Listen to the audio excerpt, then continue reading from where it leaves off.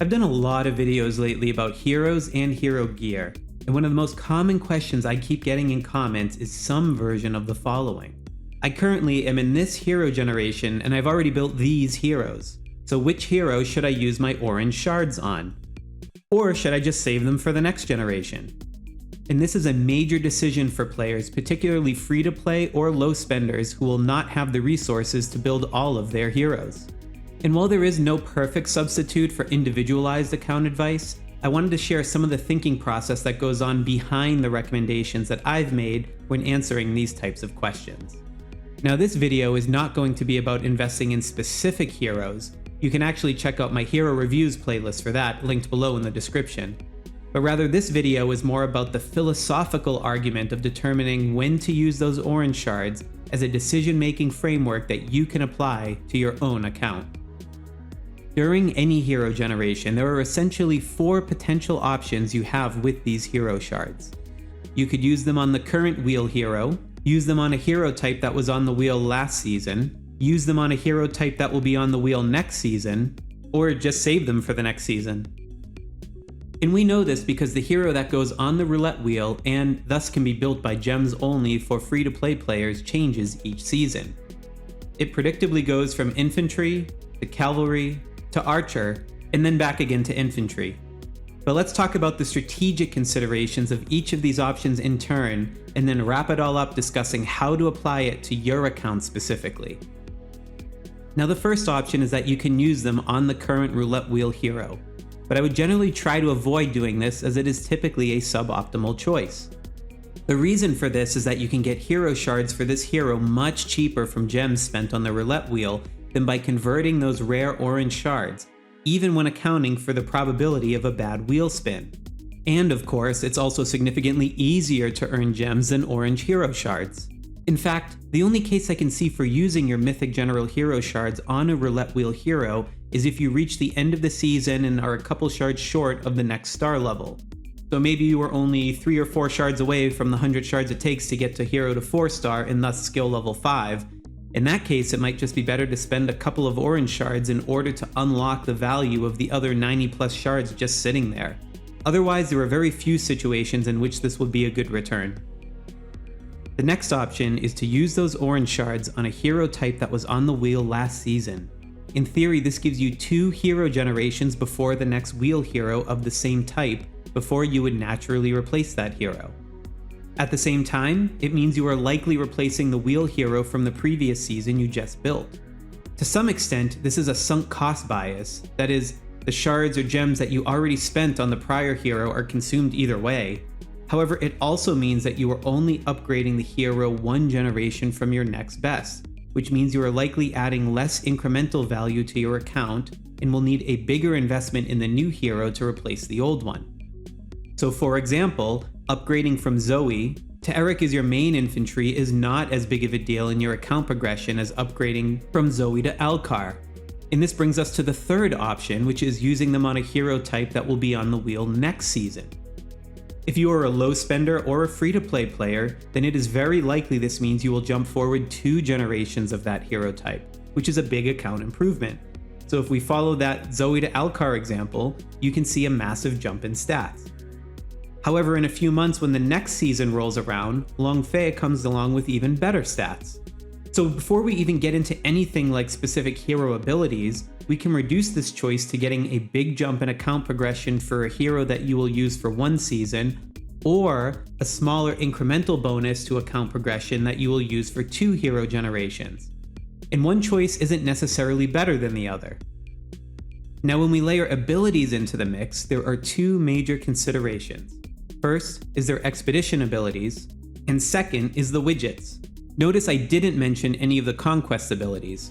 While these are nice to haves for Arena, the way that the game typically rewards value for investment in heroes is about 80% in expedition mode and only 20% in Arena and Conquest, possibly even less. So hero investment choices should generally be made based on expedition abilities.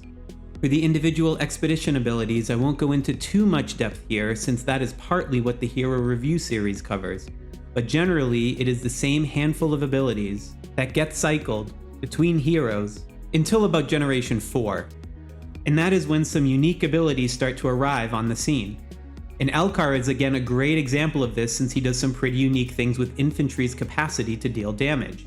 So from Generation 4 onward, you should be on the lookout for unique skills or combinations that might carve out a special role for that hero. This would mean the value of that hero might persist longer than simply being replaced by the next hero with bigger stats. For widget abilities, I already have a video on how they work in detail linked below in the description.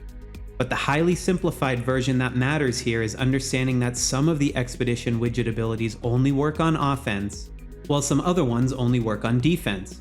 This means that an off-wheel hero might have a different use case than the wheel hero it immediately precedes or follows. For example, Marlin is the Generation 2 hero that follows Saul on the Generation 1 roulette wheel.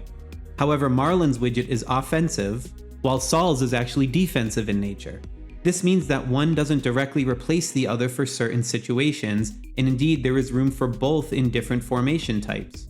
But now going back to that Alcar example, he is a defensive widget hero, along with the Generation 2 infantry hero Zoe, the Generation 3 infantry hero Eric, and the Generation 5 infantry hero Long Fei. This makes the investment case for him a little bit more challenging due to the overlap of these roles. So basically, whoever you're choosing, anytime you can potentially invest your orange shards in a hero, there are going to be trade-offs associated with it. And that brings us to that final option we discussed, waiting until the next season. If you look hard enough, you'll always find a reason why you should not invest in a hero and you should wait until next season. At the same time, orange shards represent limitless possibilities. They have option value. Meanwhile, heroes are a depreciating asset. And to understand that concept more, check out that theory crafting video linked below in the description. Paradoxically, if you never spend your orange shards and they just sit in your account bag forever, they have precisely zero value. So this means there is a cost to waiting for the next generation since you are missing out on a way to apply stored value to your account. And this very tension gets into the heart of selecting which hero to build if you are a low spender. As soon as you build a hero, the clock starts ticking on how long they will be useful before they are replaced or become obsolete.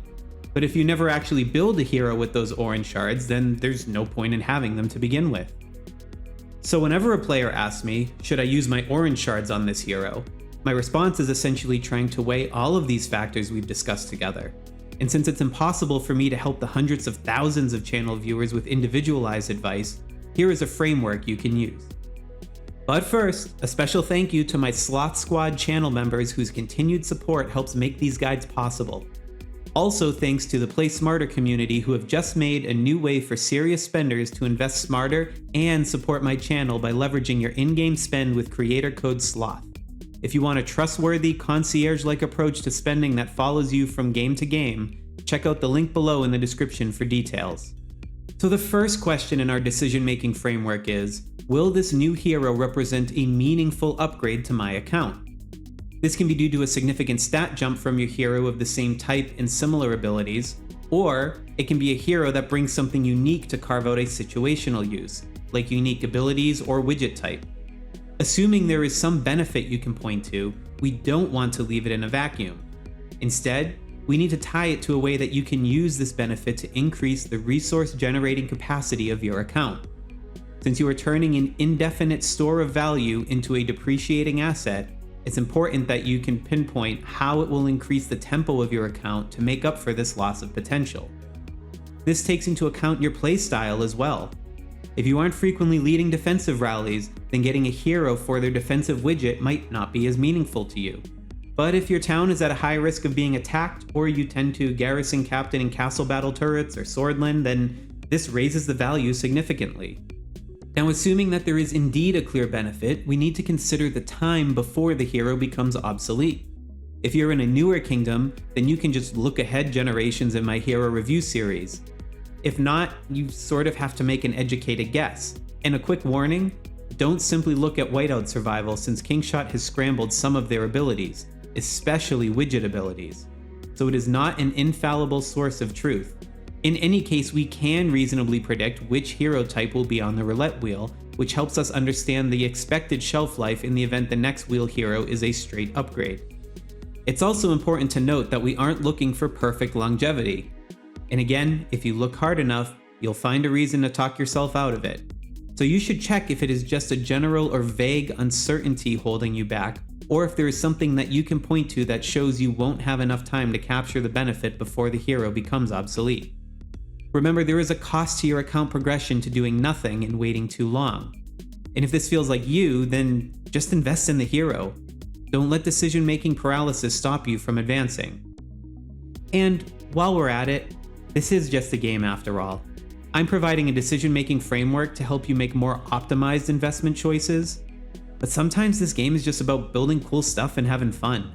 So if this hero brings you joy and you really want to build them, even if it defies all logic, then just go ahead and do it and enjoy your game.